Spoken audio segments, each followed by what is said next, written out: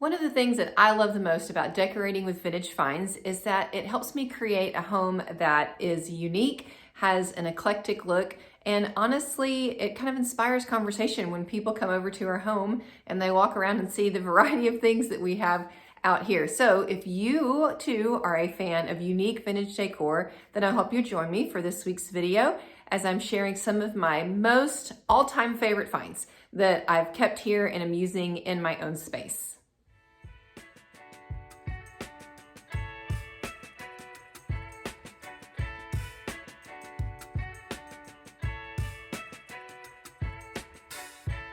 All right, so ever since I've been building my own home, which was when I left my parents' home after college, I've always just been drawn to using kind of quirky and different things to pull off that look. And it's taken me a while to decorate any home that we've lived in, because I've never wanted to just go to Home Goods or TJ Maxx or someplace like that and just buy whatever they had on the shelf. There's nothing wrong with those places. And sometimes I do purchase things from there and use those things as accents, but I've always wanted to just kind of hunt around for just that thing. And I would know it when I would see it, and it would fill that perfect spot in our house. That's how I've always decorated. And part of it, I think, is because that just is fun for me. Part of it is also because it's just a lot more budget friendly. I was able to decorate in a very affordable way, especially when our family was young and I was just starting out building a home. So I've amassed a pretty interesting collection of some stuff around here. Some of this you may have seen in prior videos. A lot of it I don't know that I've really taken the time to show you before. So we're gonna get started and I hope you enjoy it. All right, we're gonna start right here with this oil painting. I know I've shared with you guys this piece of furniture before, but I don't know that I've really told you much about this oil painting. Now, when I lived back in Texas, if you're familiar with Canton or First Monday Trade Days, that is this huge outdoor flea market that takes place in Canton, Texas, which is kind of outside of Dallas. And I would go just about every month, except for when it was crazy hot outside in the summer. And when I was at Canton, one day I spotted this painting. Now it is a real true oil painting, and it is actually signed by the artist down on the bottom right hand corner, and it's signed F. Haupt or Haupt, H-A-U-P-T. I'm sorry, I don't know the right way to pronounce that. As I was chatting with the lady who was selling it to me, she was telling me about how her mother-in-law was German and brought the painting over with her from Germany. And she had it for a really long time. So when I took it home, I started looking up this painter, and he is a legit German painter who paints scenes like this. He paints these in the mountains landscape scenes. So I'm pretty convinced that this is like a real legit oil painting by this artist. Now, he's not like a Dutch master or a Renaissance master or anything, but I think it's a real true work from him, especially because the lady told me that her mother brought it from Germany. So that's pretty cool. I think that's just really exciting to have something that is a piece of legitimate art. Now, let me tell you the kicker. I paid $20 for this. Can you believe it? $20.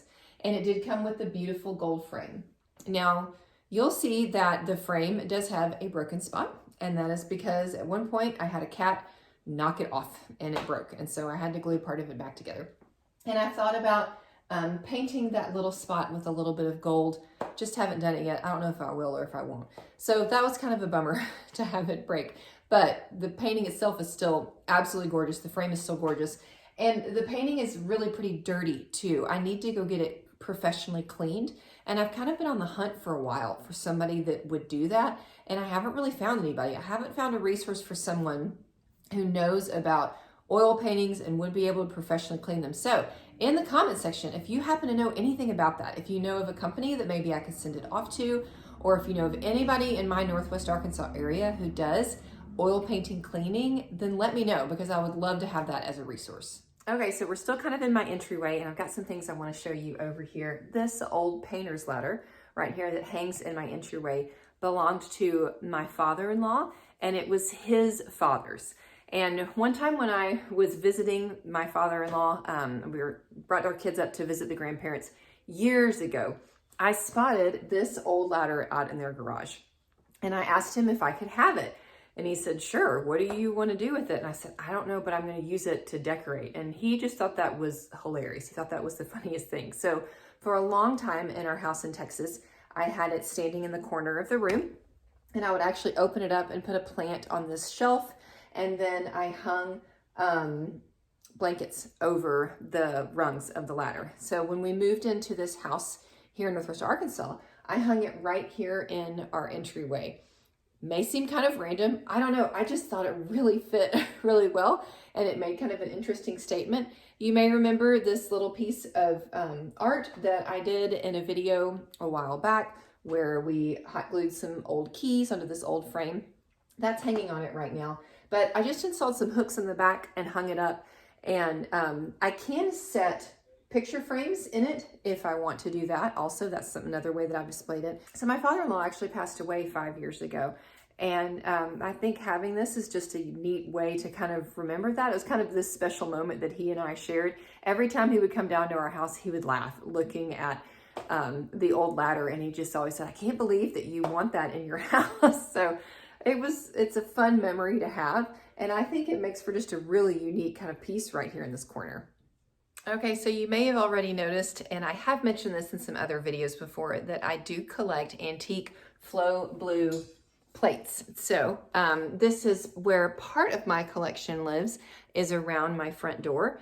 And they're a variety of sizes, a variety of patterns. Some of them were gifted to me. You know, when you tell people that you're collecting things, you start getting things as gifts, right? So I've gotten a lot of flow blue plates as gifts over the years. And some of them I grabbed when I was at Canton. Some of them came from estate sales. I've really paid kind of a variety of prices for them.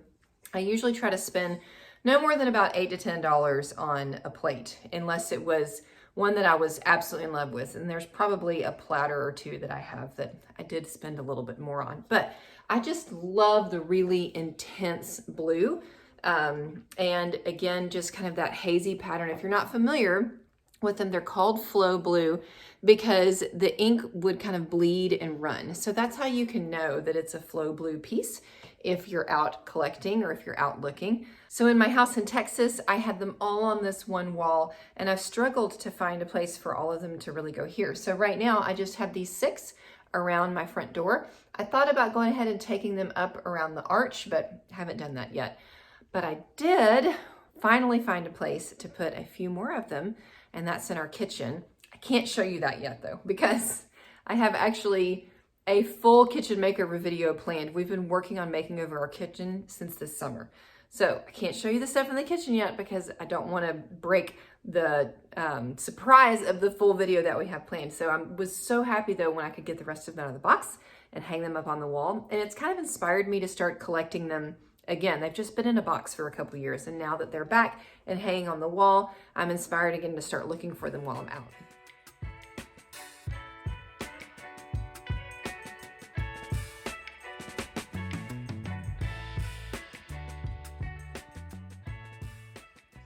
Another find that I've had for a while, and pieces that I've gotten a lot of questions about, is this amazing pair of shutters. Now, I bought these off of Craigslist. Who remembers Craigslist?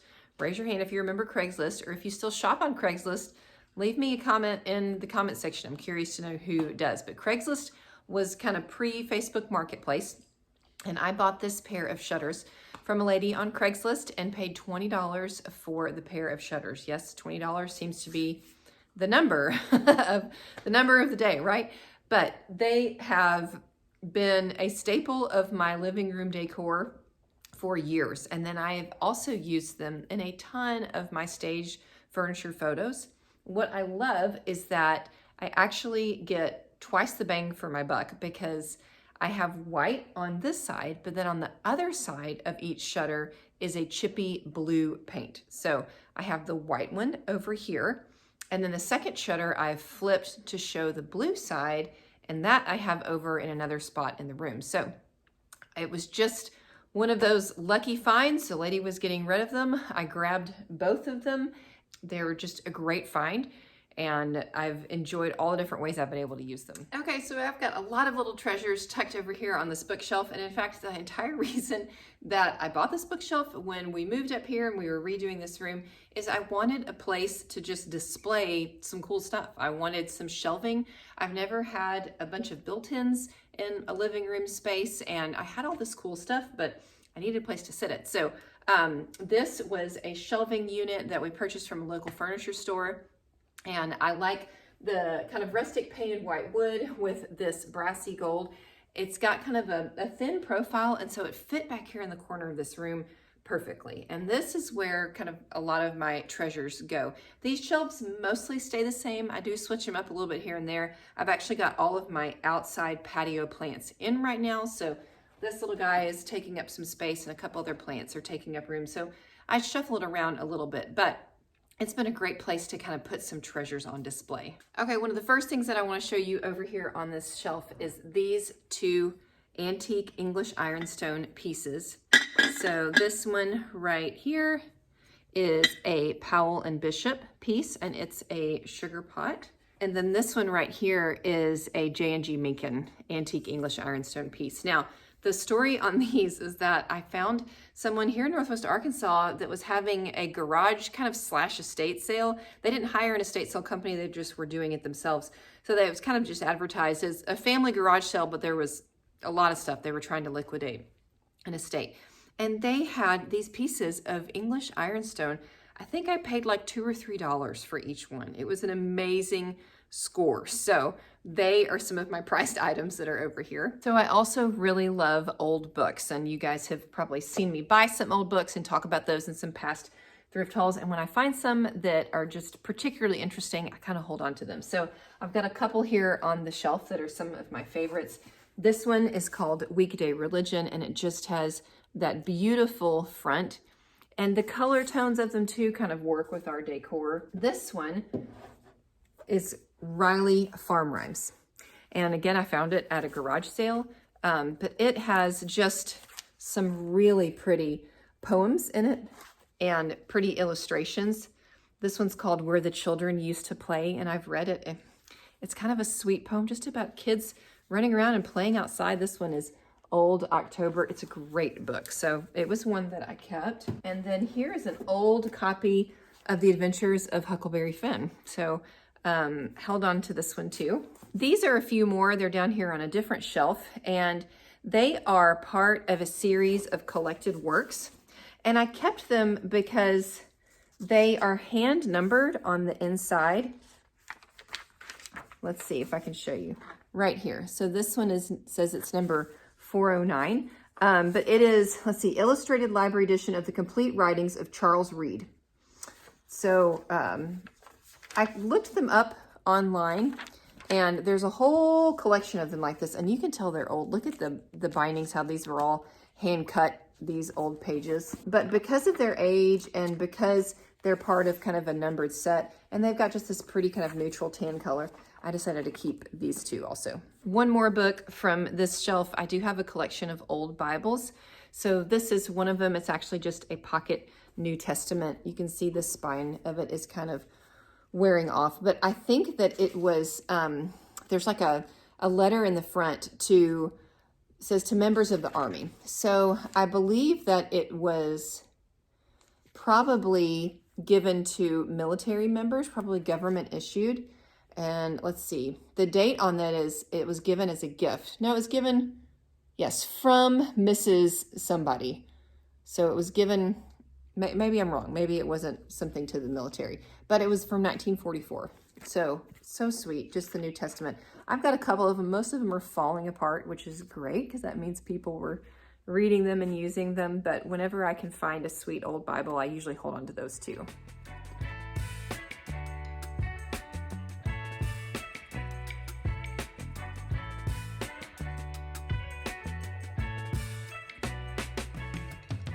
Okay, a couple other treasures on this shelf. This picture right here, it is a map of Leicestershire and Rutlandshire in England. And it was one of the first pieces of old art that I ever bought. I like maps. I like England.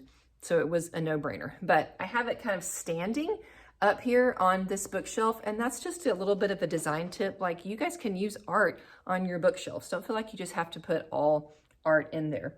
So what's holding it up, you're gonna be shocked, is actually just a cheap little clear 4x6 picture frame from like the dollar store. So it's a little tenuous, but it will kind of just hold it up if I get it set just right. And then this is kind of the whole backdrop for this shelf. Another treasure from up here is this pretty Japanese cloisonne jar. And this I purchased at the one and only auction I've ever been to. There's not a lot of auctions here in this area.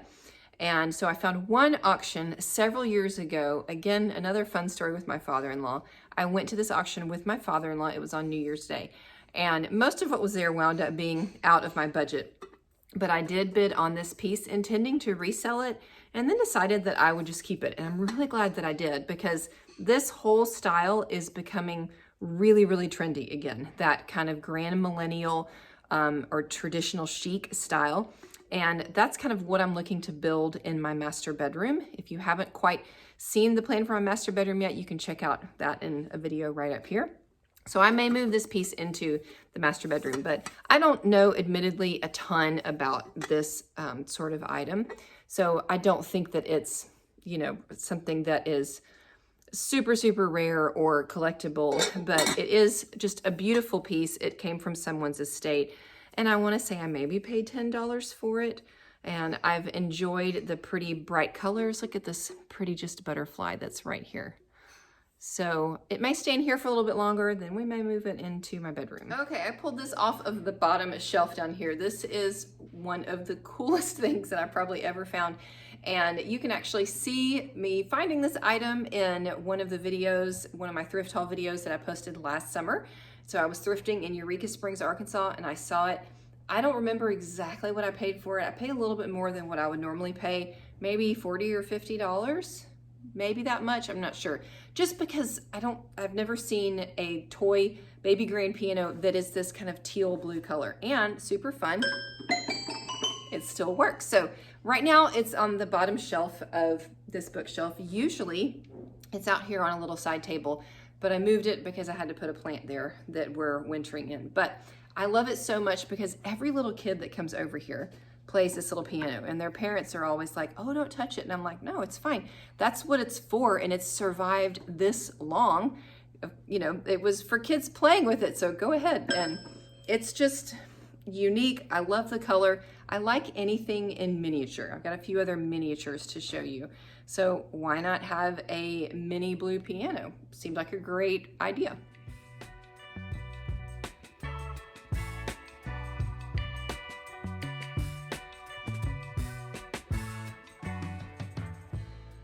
Okay, I believe I've shown this in another video, but it's just so beautiful that I think it's worth showing again. And it is one of my favorite pieces of art that I have. It is this vintage paint by number beach scene. So not only do I love the beach, but I love paint by numbers.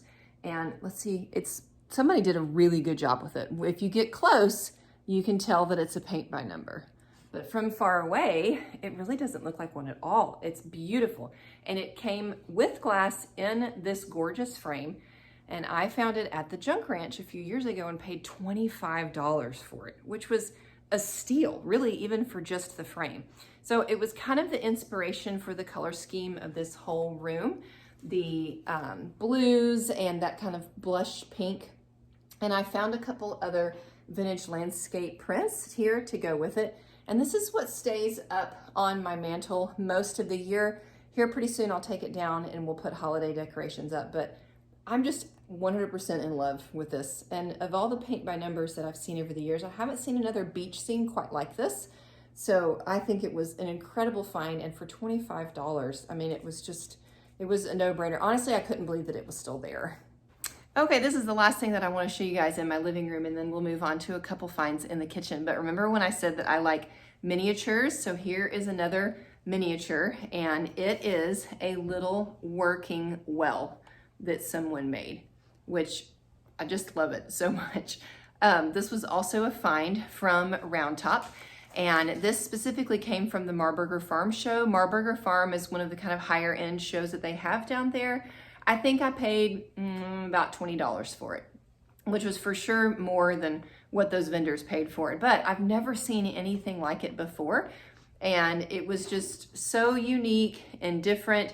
And again, every little kid that comes over here spins the little bucket and lowers and raises it, which is just so fun. And it has kind of an honored spot right here on this table that sits between our two chairs. The coloring on it, the weathering on the wood is just perfect. Okay, I'm pretty sure in the back of some of my videos before, you guys have spotted my school map. Let's go a little bit that way. This really is one of my most treasured finds. It is a school map from 1904, and I have the craziest story about how I found it. We had moved into our first ever home that my husband and I bought together. And this was literally rolled up in the corner of the shed that was attached to the house. And we didn't even find it until we had lived there about 6 months.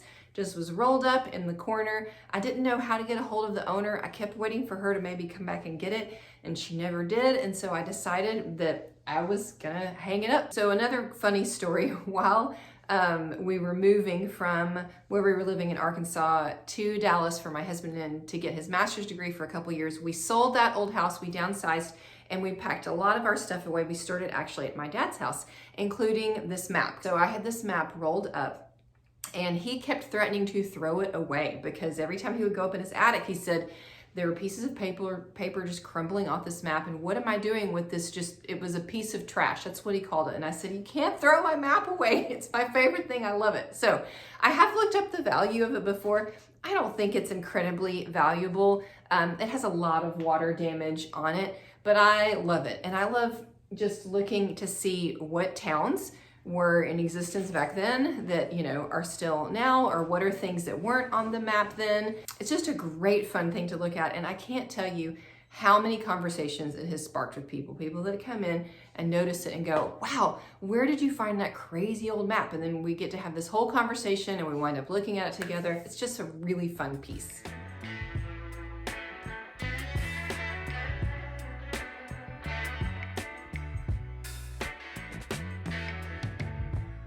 Okay, we're gonna wrap it up here in my kitchen, and I have shared this with you guys before. If you've seen some of my videos, I did a fall mantle, actually, or no, that was a spring mantle video, 3 ways.